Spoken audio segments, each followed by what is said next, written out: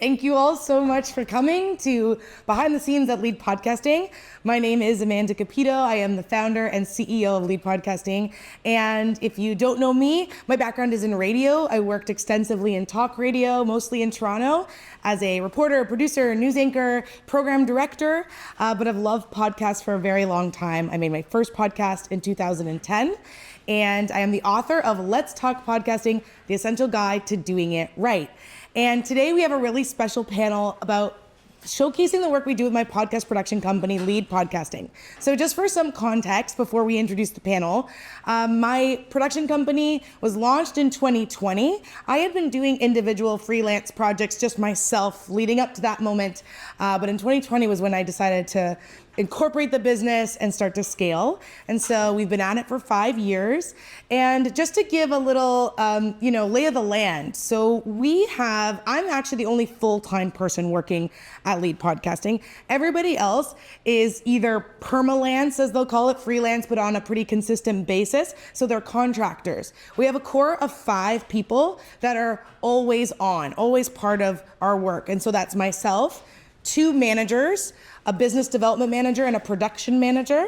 And then we have a bookkeeper who does all our invoicing and payroll. And we have a social media coordinator who you're going to meet shortly. So those 5 folks are always on.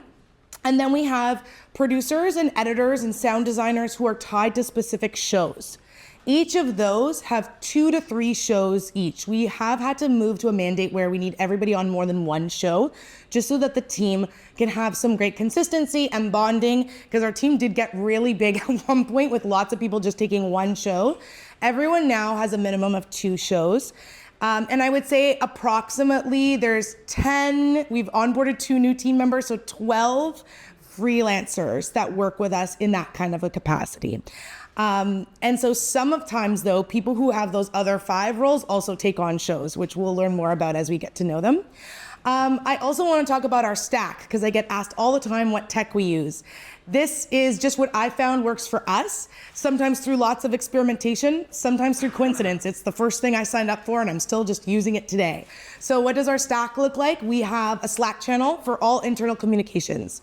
This is meant to minimize our email internally. We use emails just to coordinate with clients. And we're doing mainly branded shows, and I should stipulate that 90% of our work is branded content, 10% is originals. So we do try to do 1 show at least per year that's just fun, pushes the boundaries of the creative medium, helps us learn things. Some of those shows have been called Lonely But Smarter, Remember This, and most recently How to Fall Asleep Fast, and we have a new one launching this year. But we'll talk about one of our original shows as well a little later in the panel. So we have Slack for those internal communications. All of our freelancers are on our Slack if you're on an active show. We use Dropbox for our file management. And then G Drive for scripts. And a lot of people will ask me, well, why don't you just pick one or the other? But Gmail audio playback is the worst. I don't know why Google has not iterated on this. And we find that it actually plays audio poorly back. It's hard to rewind. You can't see the audio line. It's troublesome for clients. So we do split. All of our scripts are in G Drive. All of our audio is in Dropbox.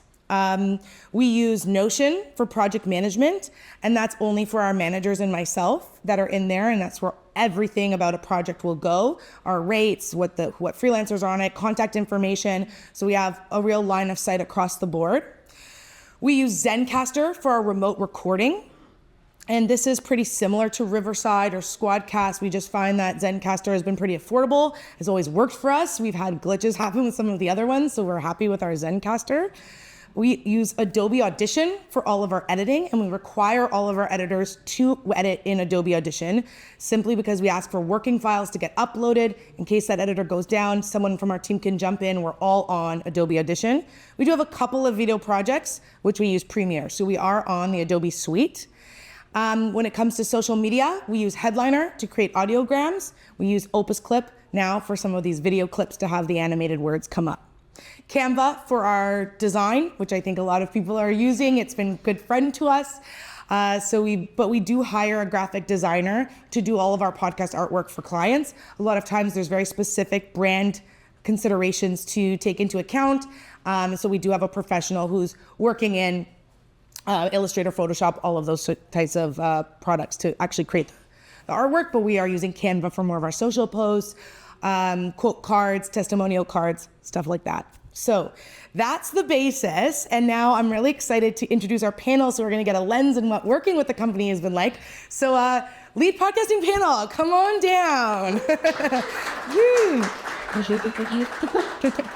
And we'll have everybody introduce themselves one by one. So I think it's going to be interesting now to hear also, I shared that I'm the only full-time person, and mainly this was because when I started the company, people were looking for side hustles, and that was actually the best way. I did have a full-time staffer and requested to be part-time. So now everybody does have like a pie chart, of, so to say, of like how much does lead take up in their total work. So I'm gonna ask everyone to introduce themselves with their title, but also like how much of your overall work pie is your lead podcasting work. So for me, I would say lead podcasting is 90%. My other 10%, I'm doing speaking engagements. I teach at Seneca Polytechnic. Right now I'm teaching AI for digital communicators. And I also do some on-camera work with the Ontario Legislative Assembly, which is fun for me to do and get to flex my storytelling chops. So now to Jasmine. Hi everyone, my name is Jasmine Ratch. I have background in journalism. I actually met Amanda when she was my prof at TMU, my podcasting class. I'm now the business development manager. I am the project manager and I'm a producer. So lots of different roles at Lead Podcasting. And I'd say that's probably 80% of my overall workload. I have 3 clients that I produce as an indie producer on the side, but definitely the bulk of my work is with Lead and wouldn't have it any other way. Thanks. Hi everybody, I'm Sean Savage. I'm a mixing mastering engineer. I have my own company as well. It's called AR Media. And we do post-production for podcasts and audiobooks and Dolby Atmos. And I met Amanda 2 years ago here. And I'm in radio. I do post-production for radio. So we've circled in radio occasionally, but I met Amanda here and we just connected through various means. And it came up that she needed somebody to do something for certain projects. I'm like, hey, that's what we do. So as far as percentage-wise of my company, we started out doing internal podcasts for corporations, and that's the bulk of our audience and customer base. And we do have a lot of individual podcasters. We've opened up to that. But percentage-wise, working for Lead, currently I'm doing 3 shows, and it's around 10% of my work load for my company. Yeah, and I'm Caleb. I work as social media coordinator for Lead Podcasting, and I also do some production on the side as well. This is the second time Amanda's been my boss, which is lovely. And yeah, I would say my percentage would be about 30%, give or take, depending on assignments. Hi, my name is Natara. People call me Nat. I actually met Amanda a few years ago. She was my professor at Seneca. She was just like teaching the audio class over there. It was amazing. And my background is on video. I'm a video editor. I have 15 years of experience on it. I have been working with unscripted television for a while. And I feel like my work at Lead is kind of 30% of what I do. The rest of the time I'm editing for TV. Perfect, thanks. And you can see I like to hire my students. It means I've already onboarded them halfway, you know, it's good. Thank you. So let's stick with you for a sec, Natara, because you're talking about your transition from video to audio, and I know that that's actually the case for many people who have done a lot of video work and are trying to experiment in the audio production side of things. So what was that like coming into the audio side? Was there any surprises? What similarities? What differences? What was that like for you? Yeah, I think that the biggest challenge when you're working with video, you have a lot of sensors just like on for the audience, and then you just switch one off. And you're just like, okay, now we don't have video, we don't have visuals. How do I spark imagination? So I feel like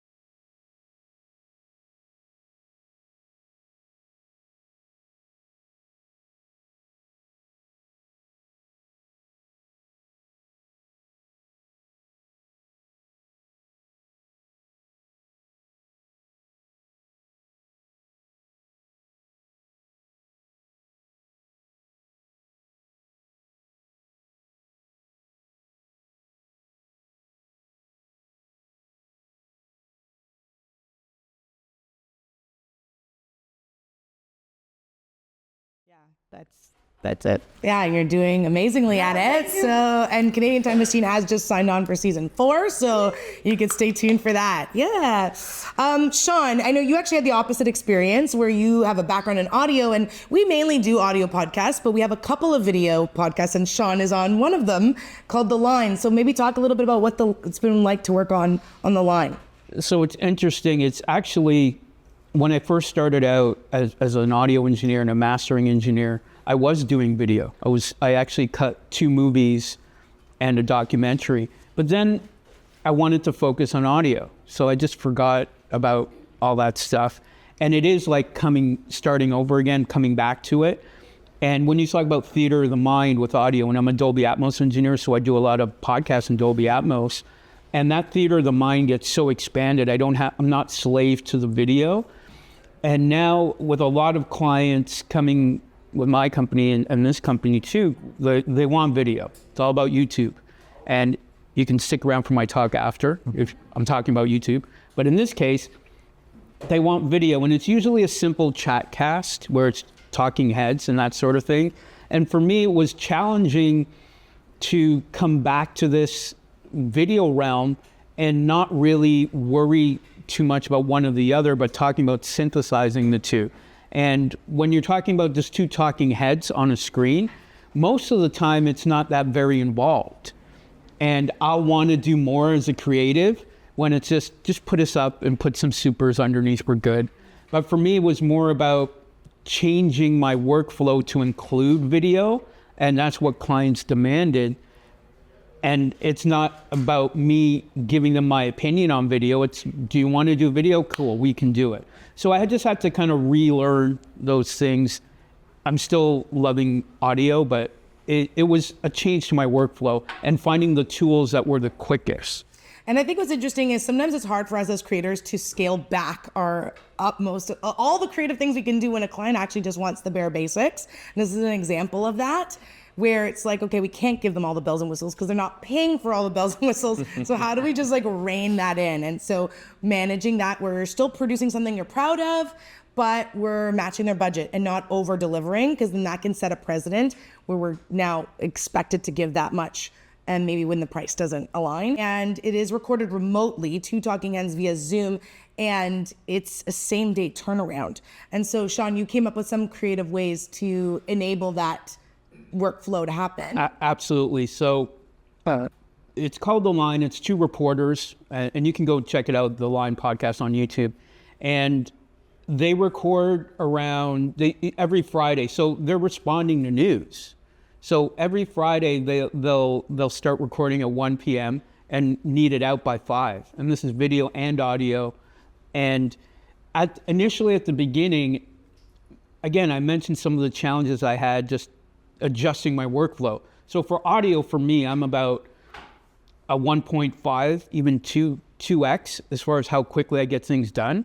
So if it's an hour, it'll take me an hour and a half when it's out the door. Sometimes it's even an hour. But with the video, it was challenging. And thankfully, they're not always recording on Zoom. It's Riverside, and I'm a big advocate of Riverside for my workflow. And the cool thing is, I have the logon for their account. So at 1 o'clock, I'll log into their Riverside and I'll see them start recording. And thankfully, it is an hour podcast, but they break it up into segments and they stop and start. So what actually happens is they start at 1 o'clock recording, I log in, I see them recording, and for this, my workflow for this particular show, because of the speed, I use Descript for this one. So I'll open up the Descript template I made, and then I'm waiting for them to finish. And they'll send me an email, but I don't wait for the email because I have it open right away. As soon as they're done, I'm downloading segment 1. It's in the template. It's being worked on and placed in, and then they're doing segment 2. And they're doing segment 3. And so initially I had to figure out, and it took way longer, but the key thing there was working in real time. And I was used to this. I'm used to this in radio. I was used to this in some of the TV I did, where it has to be perfect and quick. And one of the key things I found was speeding up the workflow, because for any of you who do video, audio, thank you very much. Hit render, we're good. Video, right? And they were recording everything at 1080p. So I would take the segment and upload it, and I'm still waiting for it to upload. And then we'd push it out, and then it was another, it's probably 2x. If it's an hour show for the render, that's 2 hours of just. So what did I do? I changed their recording quality to 720, because it's going up on YouTube, and it's 2 talking heads. It's not an animation show. So as soon as I changed it to 720p, everything went in half. So now we're pushing it out. They start at 1, the show's done and released by 5 p.m. Yeah, it's amazing, that workflow, and that's that creative, thinking around that and making sure that the client's okay with that. But what the priority is for them is that it gets out at 5, and that's how we were able to do it. So thanks for all your great work on that, Sean. I'm gonna jump to Caleb, who's also on a show just recently wrapped. Similar, this is kind of what we would call our, one end of the spectrum when it comes to complexity of a show. So on these more, straightforward shows, we'll have one person doing everything, supporting the client with recording, editing, and getting it out. And every show has a project manager that has a line of sight on things, just in case something happens. There's an extra set of eyes or someone who can jump in. So that's why Sean would work with the project manager, but that's it. Sean's dealing directly with the client on that. And same goes for this show that Caleb worked on, which was for Surrey Place. So yeah, why don't you talk about that? And this is a client who's never done podcasting at all. Yeah, and so it comes with its own unique challenges. Caleb? Yeah. So it's called The Exceptional Caregiver's Life. It's releasing March 5th, I believe. So it's coming up very soon. So this is a show for an organization that supports families and parents of children with special needs. So it's very important subject matter. It's a support show. It's a community show. So they wanted to be able to do that kind of thing, but they've never done a podcast before. They've done some radio interviews here and there, things like that, but nothing that relied so heavily on them. So coming into it, my main job was basically just their number one cheerleader, right? Everything they do, I have to be on top of it, whether it's something that needs to be improved, whether it's something they did really well, and I can go oh, that was fantastic, great job with this, I like the way you did this, this, and this, so that they know, oh, those were things I did well, great, I can do that again, or I can show them things that they can do differently. So for instance, when we started, they were asking all of the guests, they had 2 guests on a show, they were asking them the same questions. So the episode felt very much like it was rolling in circles kind of thing. Everybody was saying similar things and all of that. So I was like, okay, let's restructure that a little bit. Let's talk about, because they do a lot of prep work before, so they know what their different guests have unique to their own experiences. So I was like, channel your questions to each guest. You can ask in a similar vein, but make it something so that they have something unique to give to it, and we're not just doing the same thing.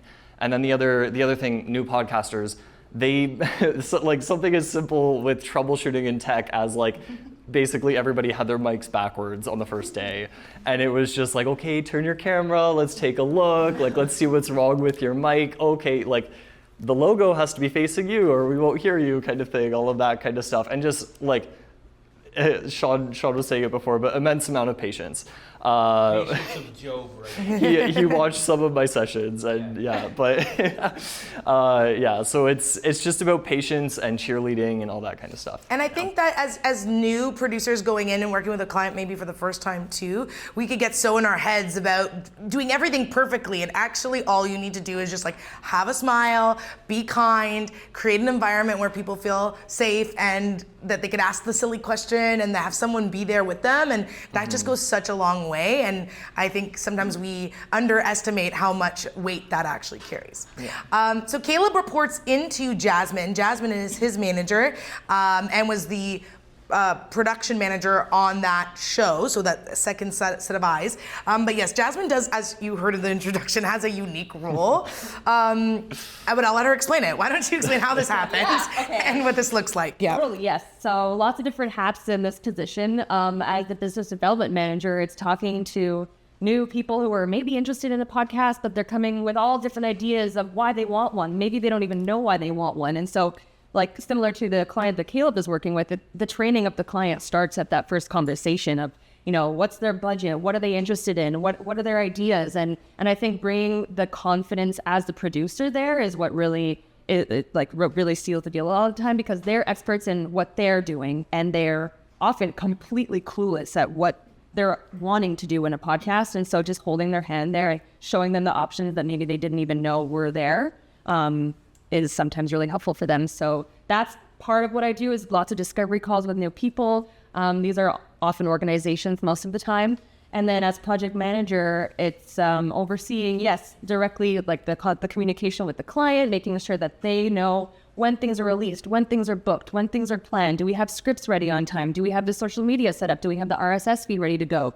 All things in line, and making sure, if the client is too busy for a week, let's make sure we get back on track. If there's a producer who's sick or going away, let's make sure we have someone in there to fill those gaps. So the project manager is really helpful to just make sure everything flows smoothly. I think that if you're just the producer in the weeds editing all those episodes, it can also be easy to miss an email or just miss some sort of communication, is to just reassure that client and let them know everything is going well. So I do that with Caleb and on a few other shows. And then I'm a producer as well. So I'm also the one in the recording session, doing the editing. Work closely with Nat on Canadian Time Machine as well. So that's a lot of back and forth. It's like, I read the script, I send it to Nat. She looks at it, she makes suggestions, then I edit it, I send it to her. Like, it's all very back and forth. And I think that when you have that project manager role there too, that really helps when there's several people working on the same show. Yeah, that's a great description. And how they work on a show is not how every two people work on multi-person shows too. We really give autonomy to the teams to decide, how do you want to work together? We know everything that needs to get done, and everyone's going to be held accountable for their duties. But then a lot of times the teams will define how they work together themselves, which I think is a beautiful part of this process. And also to speak about how this even happened, I mean, as someone who's leading this organization, I knew I needed a project manager. And just for context, in the US, they will refer to this role as a showrunner. So you might have heard that. That's essentially this role. I know I needed that because at first I was doing all of it. It was so much in my brain and it was a lot. And I also needed to be bringing in new clients, that business development side. And I realized I couldn't do both. So I've completely removed myself from the show management side of things, but I still do have a hand in that business development side of things. And so Jasmine is filling a mat leave for someone on the business development side. That role's new to Lead Podcasting. We only launched it last year. But the production management role, like if you're thinking about growing your own company, I mean, once you get, I think it was once I hit 8 shows that I was like, I can't keep everything straight in my brain anymore. I need help. Yeah, my inbox is gone. Yeah, I lost it. But so I think it'll be it depends how complex the shows are though too. So there's no magic number, but I do think that having a second set of eyes on everything is really important once you start getting that higher number of shows like that. So I'm going to jump back to Caleb just for a sec, because now we're kind of going back and forth with how you report into Jasmine. So another thing that you oversee is social media. So we have Lead Podcasting social media, but we also have the social media for our clients. And so all of that, we thought, we played around with this. Should each individual producer do the social media for each show? And we said, no, you know what? Let's just have everything for social media go through one person. That one person is Caleb. And so he does our Lead Podcasting social media and all client social media if it's part of their package. And then Jasmine helps with that. So maybe Caleb, why don't you start talking about what that's like to do the social across the board? Sure. I mean, socials is fun regardless, but lead is really fun because it's very spontaneous, right? So we have a lot of I'm constantly building and collecting like a little backlog of evergreen material that we can use whenever. But then I'll also just in our Slack chat with me, Amanda, and Jasmine, I'll get a random just grouping of photos, and Amanda's like, I'm at an event today. Here's all of these. Here's a little bit about the event. Can we get something up? And and then I'll pivot and I'll do something new. Maybe it wasn't something we had planned that week. Maybe we didn't have a distinct plan, and we were just kind of like, great, perfect. This slot's right in there. And we have a general schedule. We have some pieces that we schedule out and we need to fit in certain places. But that's the spontaneity is really nice. And then on the client show side of things, I work with the producers directly assigned to those shows. So I'll talk with the producers. We get kind of an idea for what their clip is that they want to promote on socials, or if there's something different that the client wants. And then once I have that, I take that and I create, whether it's an audiogram or a post or whatever look the client is going for, I kind of craft that into their own unique branding. So if you're posting any pictures of us right now and tag Lead Podcasting, Caleb will definitely be responding and reposting. So there you go. You know who's behind it all. There you go. Sean, you do some brand work for us as well. So that's why we have client work, but then our own brand work. I came out with my book in November, second edition of Let's Talk Podcasting, The Essential Guide to Doing It Right. And we did an audio book. And so it's amazing to be able to use my own team for work like this. We do audiobooks. And so Sean worked with that on me, and now I recorded that whole thing in one sitting, 7.5 hours. I do not recommend doing it that way. I was overly ambitious. Sean is a trooper. Definitely break it up into 2 sessions. I was, my brain was mush by the end of it. But yeah, Sean, why don't you talk a little bit about your work on audiobooks? So just to give Amanda some props here, Matthew McConaughey with his book, he booked 2 sessions as well. And then when he got into it, he just wouldn't stop. So I was mentioning that to Amanda. Same thing happened. Same thing happened. She didn't know at the time. And for me, again, being a music producer and being in the industry for so long, and being a mastering engineer and a mixing engineer, I'm a recording engineer. My goal is to get whoever's there to create the environment creatively for them to be comfortable. And it's interesting coming from there, then switching to podcasting and doing post-production there. The company just got formed to help people to have better audio. And I didn't realize as podcasting blew up, people needed help to get better audio quality. And then that led into audiobooks. A lot of authors now are doing audiobooks. And I saw was the same skill set that was needed. So when I started offering that to my clients, it was amazing, where that's exactly what they needed. So we're doing audiobooks all the time. And then when we partnered with Lead, I did a bunch of stuff on my own. And then Amanda's like, well, hey, I have an audiobook. Oh, wait, you do audiobooks, right? Because Amanda is so focused on whatever her job is, sometimes she'll forget what everyone can do. Be like, oh yeah, I need an audiobook. So I had her come in, and if you are going to be delving into the audiobook realm, there are specific technical requirements that Audible has. And fortunately, because this wasn't my first audiobook, I knew what they were. And it's pretty much around the loudness and formatting and even the chapters. And the key thing for me, having the experience from before, is going into an audiobook recording session is how I organized everything. And I use Pro Tools, but as Amanda was saying, the team uses the Adobe suite. So I just spit out files that's compatible for other people to use. But the key for me with the audiobooks especially, and you might find this if you're doing an audio drama, the same thing, is I just had a new track for every chapter. And what that led me to do was, once a chapter was done, it was labeled properly. This saves all the tech work at the end, as opposed to audio 1, audio 2, audio 3. That's all time that's being wasted listening and going, what's this one? And there's something as well, and this will apply for everybody. If it's not in real time, if you're doing pickups, what we call pickups, so if somebody has a mistake and we have to do them over again, there's 2 ways I handle that. Is I tell them if they make a mistake, I'm thinking with my editor hat now too, is go back and start the sentence over again. Don't start from a word, because again, as an editor, I don't want breath. The cadence of your way you said it may be different, and it's going to be very hard to edit that in to make it sound natural. And when you're doing that, it's especially required that you want to be quick too. So when people say, how long did it take you to edit that audiobook? It's a 9-hour book, and it only took you that amount of time. Well, because I took care of a lot of the problems beforehand. I labeled things, I chopped them up. And the thing too, if somebody made a mistake, and with Amanda, she didn't make that many because she's from radio. She's used to doing that, right? So she does still say some flubs, but ideally you want it to be right after with the same sentence, because when you look at the waveform, you'll see they kind of look the same. Some people have a strategy of clicking. If you're recording yourself, you'll do like a snap so you can see where the edit point is. But I'm more of a fan of having the person do it at the end, because again, it's workflow, and this is in the person being comfortable.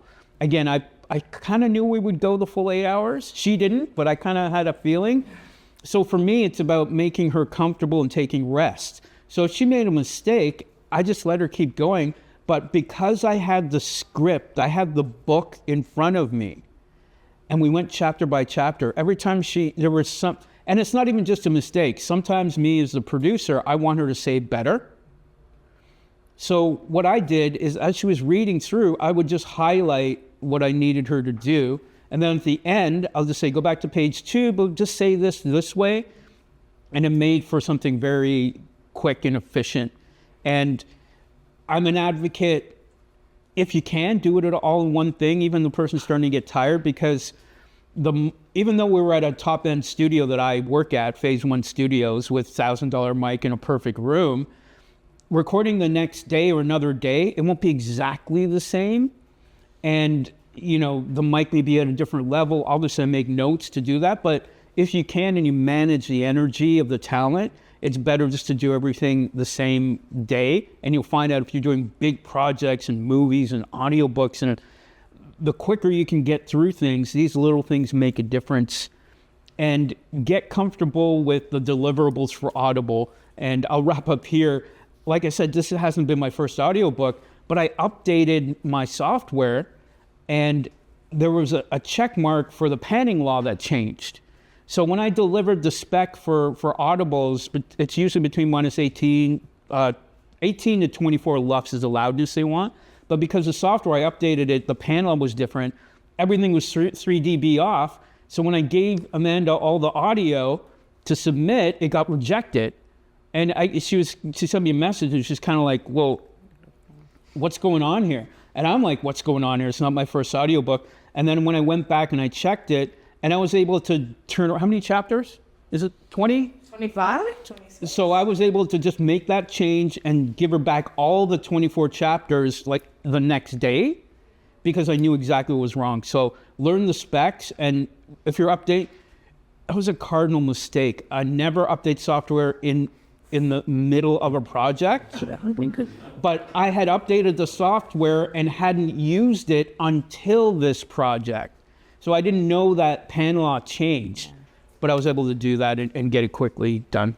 Yeah, and that's why we find that these specs are so particular with audiobooks. So if you're going to venture down that path, you really got to commit to understanding these specs. Where podcasts, a lot of times we're not having to get that granular. I will say too, we did some audiobooks pre-Sean, and we did one for Deep D from Love is Blind, if we have any Love is Blind fans in here.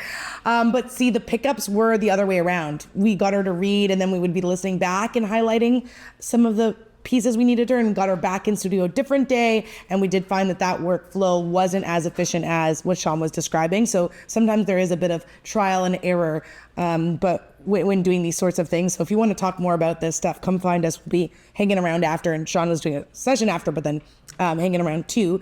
But so complex show, definitely audiobooks complex. We were alluding to Canadian Time Machine. This is one of our more complex shows, where we would have narrative portions, we have chatcast portions, we're in studio sometimes, we're doing sound design on some episodes, and we also have a French version of the show.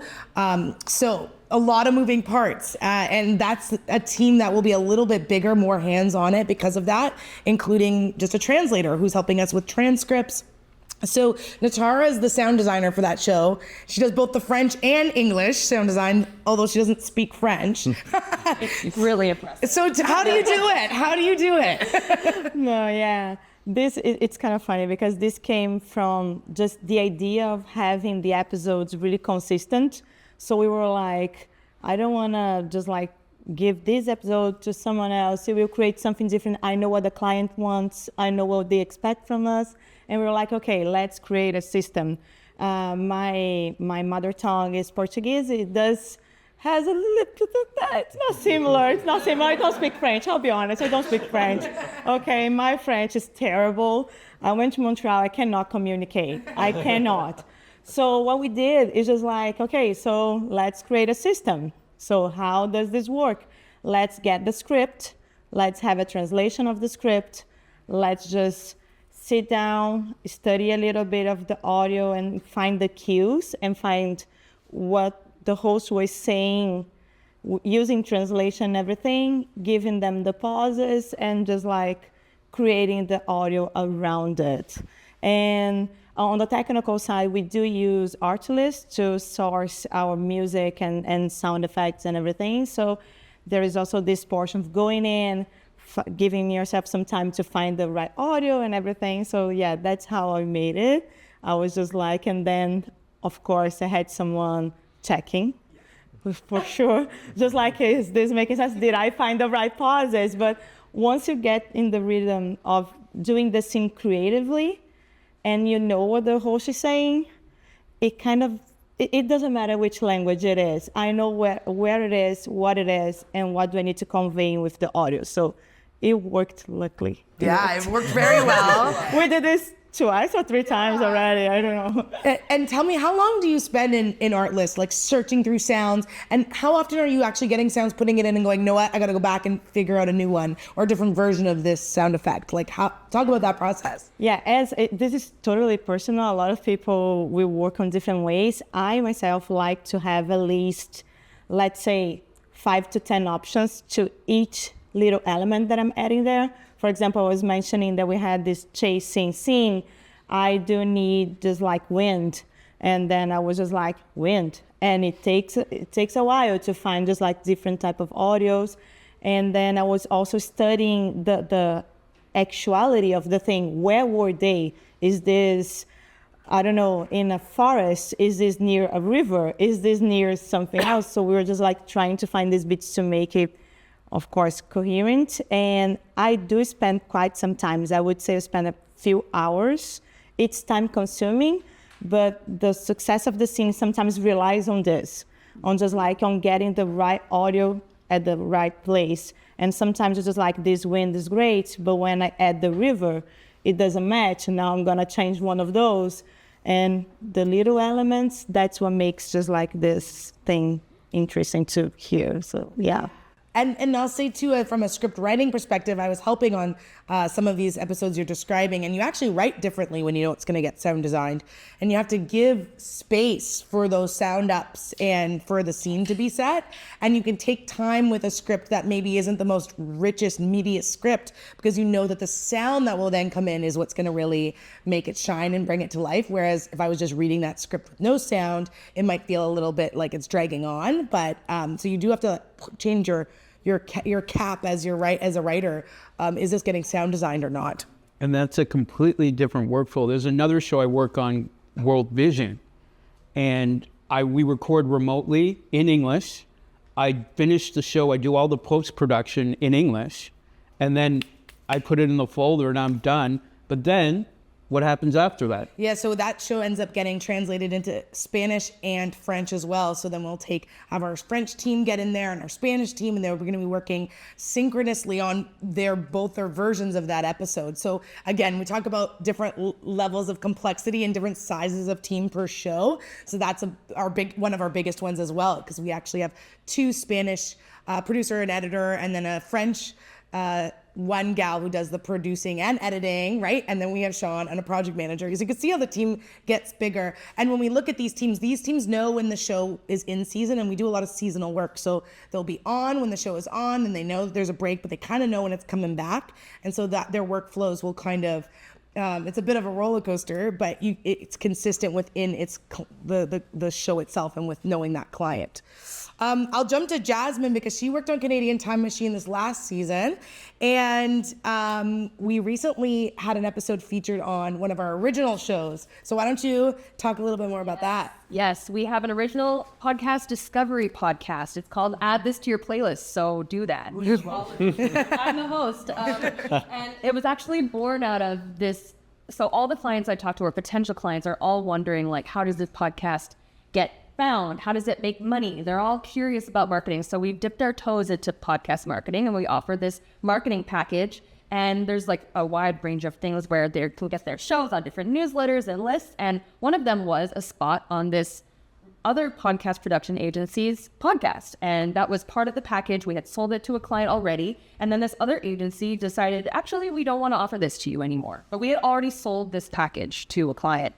So I remember the meeting. Amanda and I were like, Amanda's like, we're going to start our own. We're just going to start our own podcast, and it's going to be part of that package. And we're just going to use it to help our clients promote their podcast and also just showcase shows we love. And it's also nice as a brand, as a podcast brand, to walk the walk, to have our own podcast. It's work on that. And it's just so much fun for me to produce also. So we've seen a lot of success with that. We did a Castbox promotion for it. So now we get great download numbers there. And then, funnily enough, this other agency that originally had pulled the rug out from under us reached out. I don't even know if they knew like that we were the same organization, but they reached out and said, hey, we'd love to do a feed swap.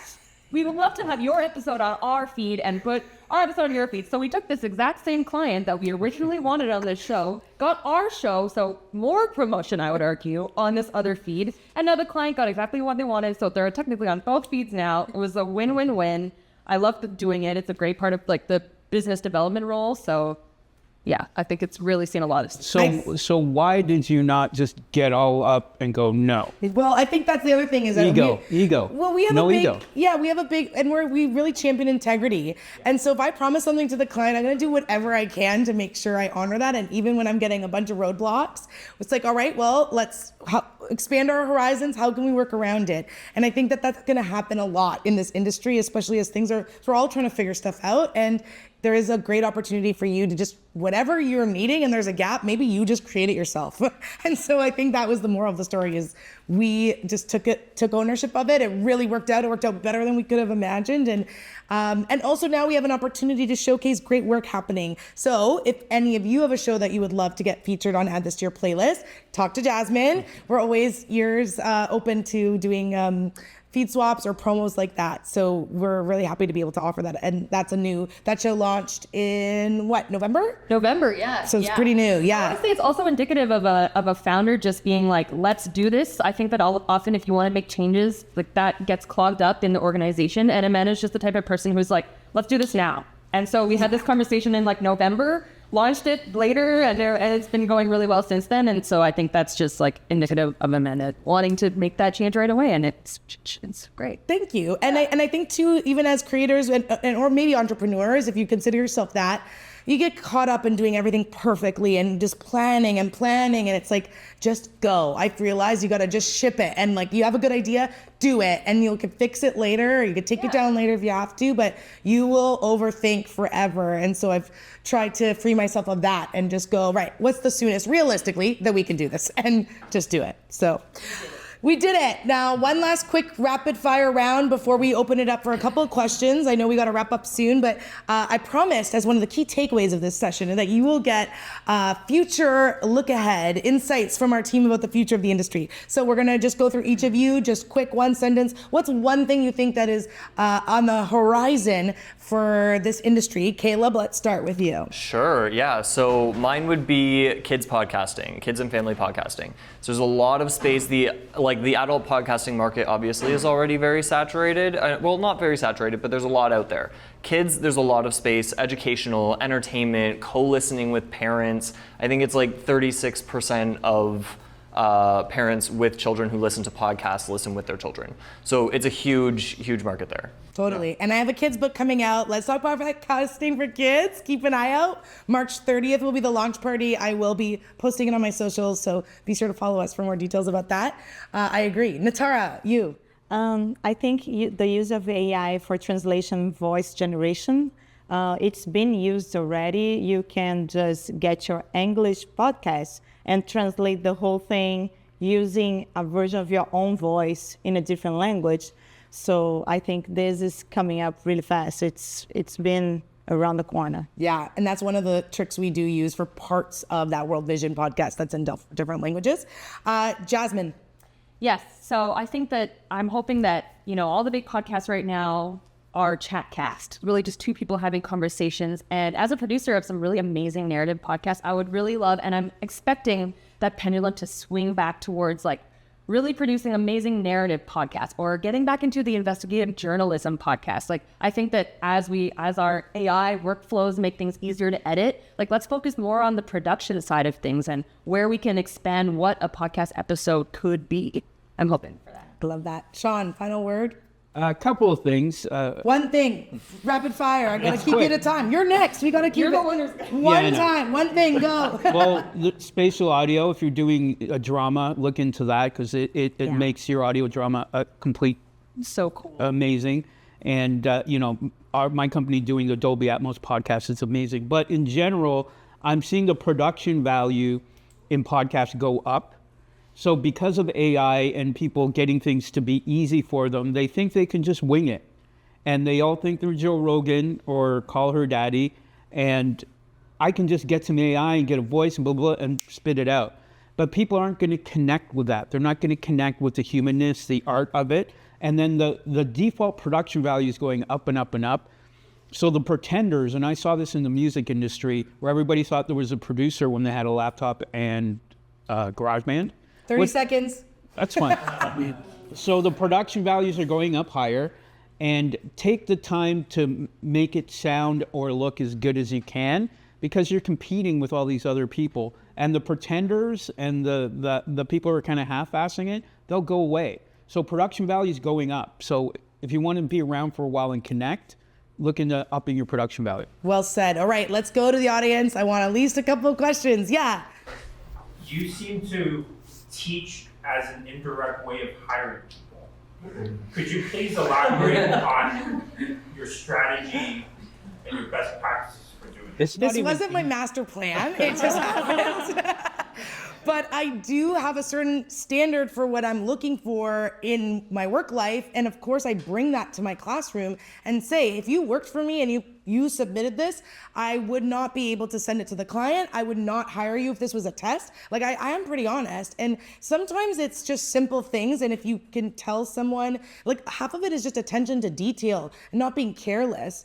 And if there's an aptitude to learn and to improve, and if I tell you something once and you take it and you actually implement it and you come back with something better, like, that's what I'm actually looking for, is that, like, growth mindset and being able to take advice and implement it. It's not like some magic 5 things that I need editors to be able to do, because we can help teach things, and I just needed that willingness to learn and grow. One last question, but then find us after. We're going to be hanging out. Sorry, I saw his hand go up first, but we'll hang out after and come find us to chat more. Yes. You mentioned doing podcasts in multiple languages. Is it like YouTube where you can have one file and people select the language, or are you doing each podcast as like, lead podcast in English, lead podcast in French? Great question. So it's different each time. So we use 11 Labs, and that's another part of our tech stack actually for the translated versions that are automatic that we're uploading. But we do adapted versions. So that Canadian Time Machine, it's not the same episodes. We're doing a French version with a French host, and it's a completely different episode topic than the English episodes. So that's different. But then there's some shows that are just more direct translation, where that's like that World Vision example where we're using 11 Labs, and it's actually, we're just translating it. We're swapping out the host, so the host is still a native language speaker and they're replacing the host voice, and then we use generative AI to get the guest to speak in that language. So different depending. We're gonna wrap it there. Thank you all so much, and come find us. We're gonna hang out and talk. Thank you. Thank you guys.